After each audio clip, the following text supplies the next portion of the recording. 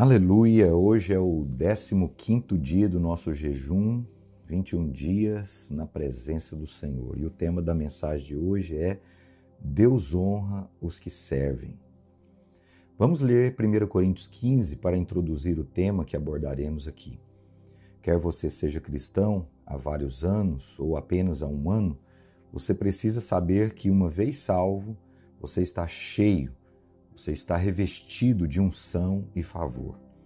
Deus o encheu tanto que você pode ser uma bênção. Você é abençoado para ser uma bênção. Há um versículo em Zacarias 8,13 que diz: Eu vos salvarei e sereis bênção. Hoje eu gostaria de compartilhar uma palavra de encorajamento para que todos possam se envolver na edificação da casa de Deus. 1 Coríntios 15, 58 diz: Portanto, meus amados irmãos, sede firmes, inabaláveis e sempre abundantes na obra do Senhor, sabendo que no Senhor o vosso trabalho não é vão. Quero encorajá-lo a servir ao Senhor com alguma habilidade que tenha recebido. Você não precisa ser bom em ensinar a Bíblia ou mesmo liderar uma célula. Você pode servir ao Senhor de acordo com o dom que recebeu. Não pense que apenas pastores em tempo integral estão servindo ao Senhor. Na verdade, algumas pessoas que lideram um ministério de tempo integral podem estar servindo a seus próprios interesses, ou estão servindo a si mesmos na busca de aprovação, ou estão servindo a propósitos financeiros. O fato de as pessoas estarem no ministério em tempo integral não significa que estejam servindo a Cristo. É algo muito pessoal. Não sabemos quem está realmente servindo ao Senhor. Entretanto, quando você é salvo, é uma grande honra e privilégio servir ao Senhor, o Rei dos Reis e Senhor dos Senhores, mesmo se você for um homem de negócios ou uma dona de casa. É muito fácil dizermos: estou fazendo negócios para o Senhor. Mas você está realmente servindo ao Senhor? Como os seus lucros e ganhos alcançam o Senhor em seu desejo de servi-lo? Temos um querido pastor de Campo Grande que sempre nos alegra em nossas reuniões pelos comentários engraçados que ele faz enquanto estou pregando aos pastores. Você pode servir ao Senhor até sendo engraçado. Quero dizer que o irmão ministra justamente pela sua expressividade, pela sua forma de se expressar. Algumas pessoas trazem alegria apenas por serem elas mesmas. Mas se fazem isso para o Senhor com uma alma firme, com uma mente determinada a servir a Cristo, então algo de bom acontece. Receba a honra do Pai. João 12:26 diz: Se alguém me serve, siga-me, e onde eu estou, ali estará também o meu servo, e se alguém me servir, o Pai o honrará. Veja que o Senhor disse: se alguém me servir, e não se alguém servir ao seu próprio interesse. Jesus está falando sobre servir a Ele. Fazer boas obras cristãs, fazer obras cristãs não é necessariamente servir a Cristo, mas muitas vezes servir a Cristo envolve fazer obras cristãs. Então, quando sirvo a Cristo, algo acontece. O Senhor diz: se alguém me servir, o que acontecerá? O Pai o honrará. E o verbo honrar aqui em grego, na verdade, significa que o Pai o louvará, que terá grande estima e consideração pela pessoa que o serve. Ele ama a todos nós, mas honrará aqueles que servem ao seu Filho, aqueles que servem ao Senhor Jesus Cristo. Ele garantirá que você seja tratado com especial honra. Você pode ter 4 ou 5 carros, mas se houver um que o sirva melhor, você cuidará mais dele. Um empregador pode ter centenas de funcionários, mas se houver um funcionário particularmente bom, o empregador garantirá que esse funcionário seja altamente motivado, bem cuidado e bem pago. Por quê? Porque ele o honra, valoriza. A quem o Pai honra? Àquele que serve a Cristo. Tudo o que fazemos deve ser para o Senhor. Não fazemos coisas para nos destacar aos olhos das pessoas, fazemos coisas para Cristo. Por isso, se alguém me dá ou não um tapinha nas costas em aprovação, eu realmente não me importo. Porque não faço as coisas para as pessoas, mas para Cristo. É quando começamos a olhar para nós mesmos que nos machucamos, nos decepcionamos, nos sentimos ressentidos e desiludidos. Nossos olhos devem estar em Cristo. A primeira exortação de Paulo aos irmãos é: permaneçam firmes. Fique firme. Ficar firme é uma expressão muito interessante. Vem da palavra grega para sentar. É surpreendente mas a raiz de estar firme em pé é sentar. E sentar significa estar estabelecido. Antes de servir a Cristo, você deve sentar. Deve estar estabelecido na verdade de que seus pecados foram perdoados. Deus o ama. Ele o abençoou e o favoreceu. Você deve assentar-se sobre essas verdades. E você não pode servir a Cristo para ser justo. Se fizer assim, você não estará assentado e Deus não aceitará isso. Você não deveria servir para marcar pontos diante de Deus com o fim de que Ele o abençoe. Você não pode fazer as coisas pensando: se eu fizer isso, serei justo e Deus me verá como justo. Não fazemos trocas ou barganhas com Deus. Precisamos ter essa verdade bem estabelecida. Não se trata de justiça pelas obras, mas de justiça pela fé. Você deve estar firme nisso. A vida cristã começa com o sentar. Sentar significa que você está estabelecido, está firme. A palavra grega para ficar firme aqui vem da raiz sentar. Fique firme, fique assentado, fique relaxado. Inabalável. A próxima palavra é inabalável. Isso significa que você não pode ser movido. É maravilhoso quando servimos ao Senhor e estamos relaxados, servimos descansados, oramos pelas pessoas tranquilos, adoramos livremente, abençoamos nossos filhos em paz, somos servos no descanso, somos pais tranquilos, vamos para servir sem estresse. E esse é o conceito de ser inabalável, é estar sentado, firme, não estressado. Cristo nos redimiu do estresse, quando suou sangue no jardim.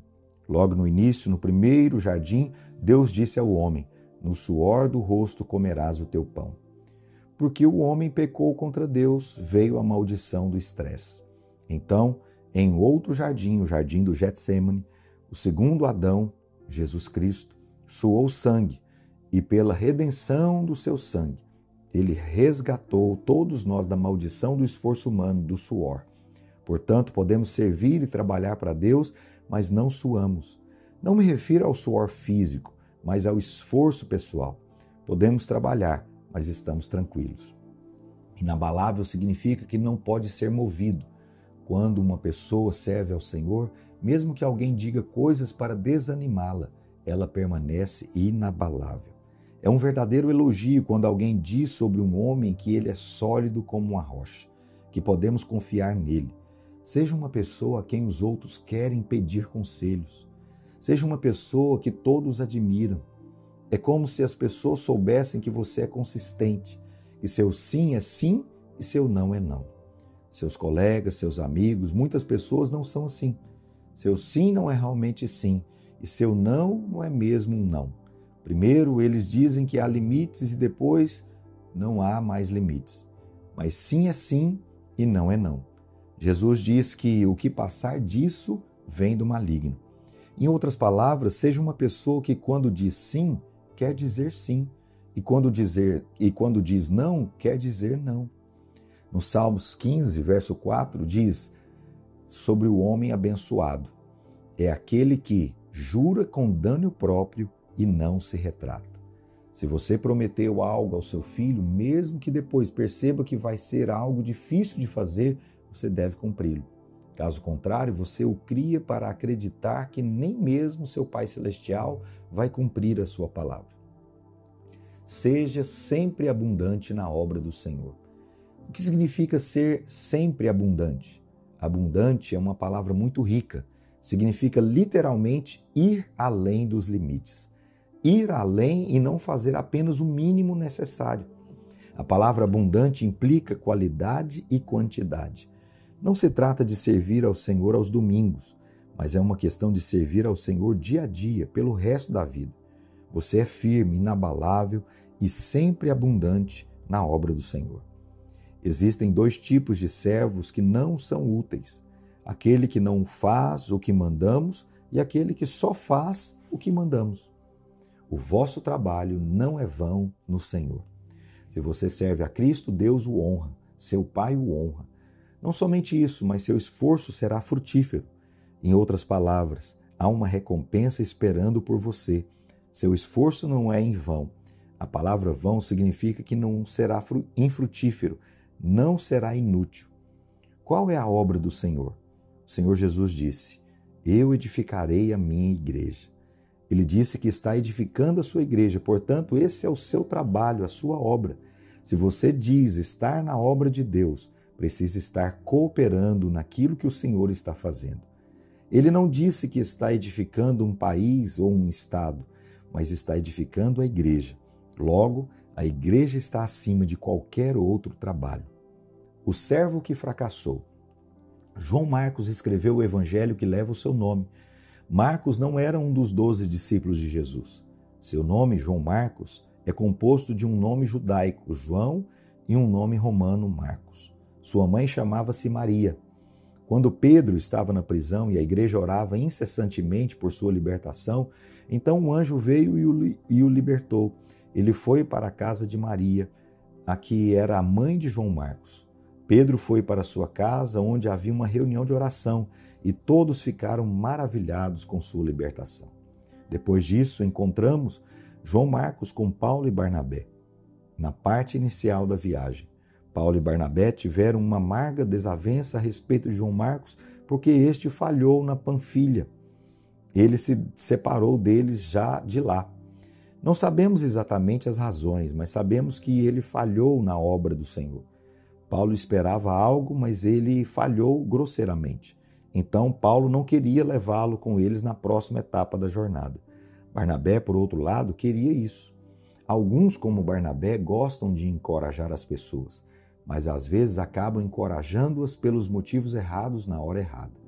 A pior coisa que poderia ser feita ao filho pródigo no chiqueiro era dar-lhe comida. Certifique-se de que sua bondade humana seja a compaixão do Senhor e não apenas sua vontade de fazer o bem, de se sentir bem. Nem toda bondade é bondade do Senhor. Às vezes pode-se matar uma criança com gentileza, pode-se estragar uma criança mimando-a. Houve uma amarga discórdia entre Paulo e Barnabé por causa de João Marcos. A propósito, Paulo estava certo sobre toda a situação.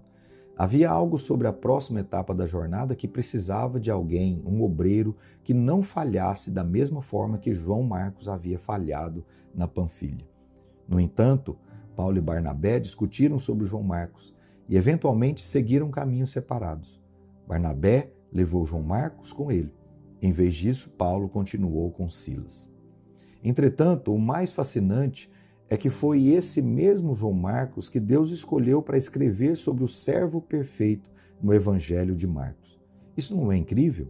Aqui novamente está a maravilhosa graça de Deus.